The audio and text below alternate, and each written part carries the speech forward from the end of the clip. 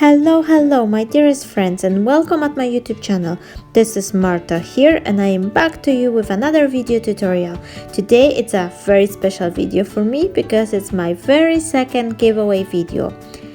Now, because I've been making a Christmas cards for a while, I just thought I really need a little break. I was hoping to create a Canva or something like that, but unfortunately I am really tight with the time, so I just thought I will combine a little bit of a mixed media along with the card making, and I will prepare something nice for you. So I was looking for my stamps, looking for something more wintry rather than Christmas theme, and I found this Winter Wonderland stamp set, which was included in one of the creative stamping magazine, but I think it was like 2 or 3 years ago, and I really never played with it. And when I was looking at it, I just saw this beautiful coffee mug with hands in the mittens which were holding it, and I just thought this is perfect. So I'm preparing my mixed media background. I've started from using some distress ink and just added a little bit on the edges, and then I'm adding the same color. I think it's a tumble glass, I believe. I'm using my handmade stencil. I just cut it down using my brother's cut and cut machine, and that's it. And then I am stamping a little bit of these snowflakes. This is just a general snowflake a stamp, background stamp, and I'm just stamping, randomly here and there, just to add a little bit of the extra interest. And I've used for that Memento ink in the color Summer Sky. And once it's done, I will add a little bit more stamping using some of the text stamp. I did not really add anything apart from this Love stamp set, which is from Viva Decor, but I thought for random stamping it will be good. So I use the Cornflower Blue archival ink, and I just stamp it just like 2 or 3 times. And because of the ink I'm using was quite dark, I just used a second generation stamping for it. Now I've decided to add a little bit sparkles, so I just put some blue mica powder on a couple of corners of my card, and then I'm spraying it with the water to settle it. I use my heat tool to speed the drying process, and I've decided I want to add a little bit of a more of a blue color. I had this blue spray which I was using for my handmade flowers, but it was halfway empty and it was quite dark, so I fill it in with more water and add a little bit of the mica powder just to give it a little bit extra shine. And once it was diluted, it became a wee bit lighter, and now I'm spraying it through my stencil as well.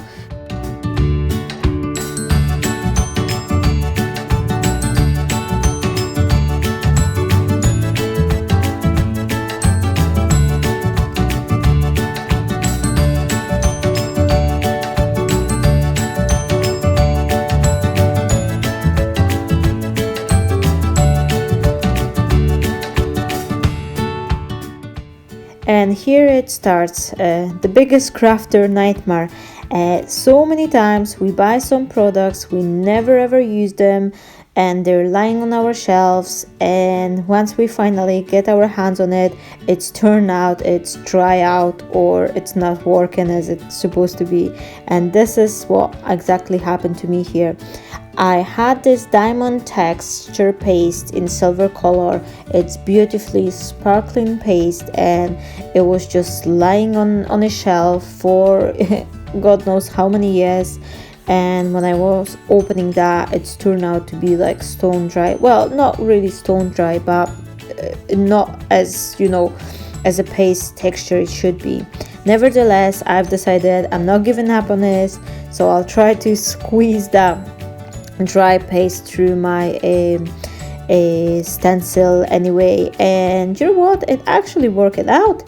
I'm not sure, I think I've seen a video on someone else's channel that you could restore some of the dry paste by adding something into it, but what it is, I'm not quite sure. So if any of you have idea how to rescue that paste, I would be appreciate that if you could leave me a comment below. So I'm adding the paste. I was a little bit scared because I wasn't sure whether it's gonna be hold or not, or if it's not gonna be coming off from a card, but luckily for me it was working fine. Once the paste dry a little bit, I've put it over a little book that was just a spare cardstock I had, just for a weight to actually straighten up the card, because I've used so much water and moisture into that cardstock that it become wrinkle. So once I'm getting ready all the other elements for my card, my background can actually straighten up. So I'm using a silver embossing powder, and I am stamping the image I was telling you about before on the beginning of the video. And I really love that image. It's so nice and cozy, and just want me to drink a cup of a hot cacao or something like that. So I am heat embossing that, and once it's ready, I will paint it. I will color it using my watercolor paint. And I am telling you, this video is not going well for me today. Anyway, once I start coloring my image, my phone has just ring, and once I answer it, because I'm recording from my phone, once I answer it, I forgot to press record again, so I don't have the full video of coloring image, but it was nothing difficult, just the basic coloring. So here you can see the image is just done, and I've never recorded. But it's not the only one thing which didn't work out for me that night when I was recording. I've decided to add some splashes, and I used the same yellowish color from my watercolor paint, and then I've decided to add some silver splashes as well. And unfortunately, I've made the biggest mistake you can ever make. Once I add my splashes, I never close my bottle properly, and here you are, everything was in a mess. I've just all my desk, it was covered in the silver paint, my cardstock, and nightmare. I've tried to rescue as much as possible, and even use some extra spare pieces of cardstock to color it and have this silver papers, and well, nothing else I could do about that. But those things happen, and it could be worse. I'm always trying to think that things could be worse, and even though I've lost quite a lot of this silver paint, I still have less than a half a bottle left. So I've decided I'm not gonna be losing my nerves over it. So back to my cards, I've decided to stamp the sentiment which says warm winter wishes, but I really wanted to do it in two different colors. So what I did, firstly, I just covered the middle bit of a sentiment, which I'm planning to stamp in different color sheet, and then I am using my embossing ink pad to add some stickiness, and I'm stamping it first time. And I am using this Ranger silver embossing powder, and once I do it, I will restamp it, but this time I will cover the warm wishes part, and I will just leave the middle bit, and I will stamp it and use a blue embossing powder for that.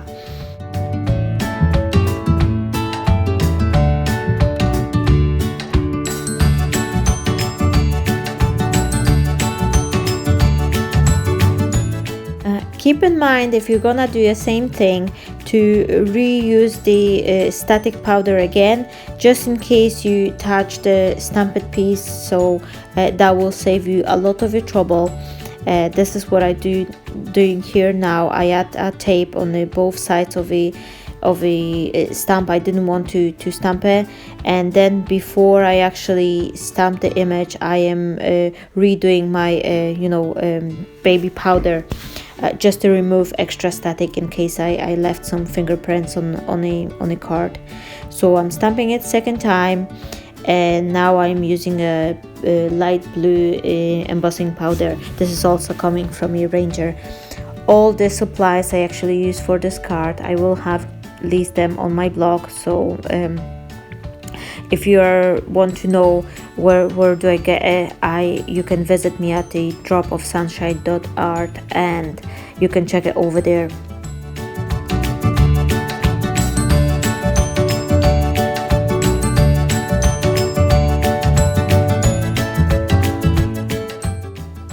As I mentioned at the beginning of the video, this is another giveaway for you. So the card I am creating just now, I will give it to someone, and if you'd like to be included in this giveaway, just leave me a comment below, and on the 10th of December I will make a little draw, and then I will pick one of the lucky winners, and whoever the person's gonna be, I will send that card for you. I've decided this is my little way to say thank you for all your support and love you're giving me, and it's so amazing that so many of you has watched my video and you leave me a comments and saying you like my cards. So I've decided that every beginning of the month I will make a card, and I will draw one person from the everyone who left me a comment underneath that video, and that person will get the card.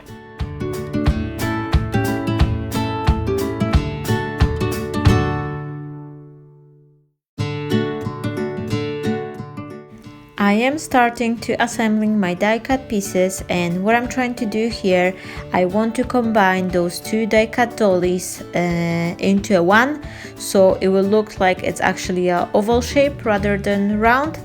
And I'm just trying to put those two die cuts closer together as possible, and then I'm choosing which one of the petals are overlapping, and I will cut them off.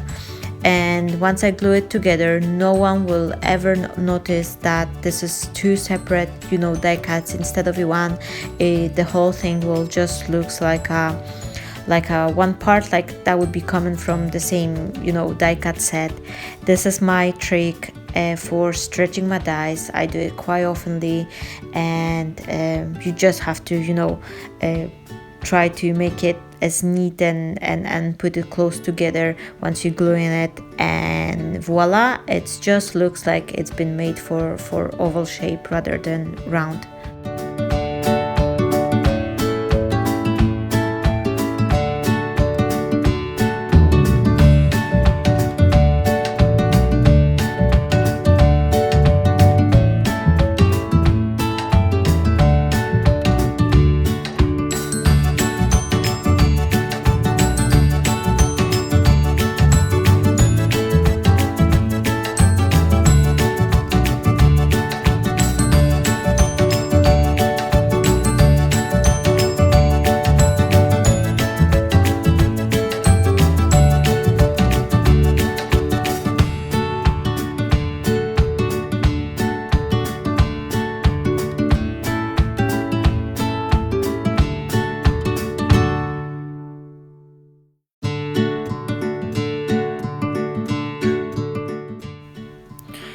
To give my die cut piece a little bit of a dimension, I've used a Kids Fun foam, and now I am trying to figure it out whether I prefer the white snowflake to be on the top or the gold one, but eventually I've decided to leave it as it was before, that the white snowflake is on the top. And now I am just gluing my background to a little bit of a gold matting layer. This is the piece where I cut my all the other elements. I do it quite oftenly because it helps you to save the cardstock, and no one will never notice that there's a missing bits underneath. So once I have my background paper stick to the card, I will put all the other elements by using some hot glue gun, and this is basically my card is ready. I will just add a couple of the extra embellishments like a ribbon and some pearls to the card, just to embellish it a little bit more, and that's the last thing I'm gonna do. And from this place, I just want to say a huge thank you to everyone who watched my video. Thank you so much for all your comments or for all your support. And I'm just reminding you that if you'd like to win the card, just leave me a comment below, and on the 10th of December I will announce the winner for the card. And the giveaway is open worldwide, so no matter where you live in, I will post that card to you.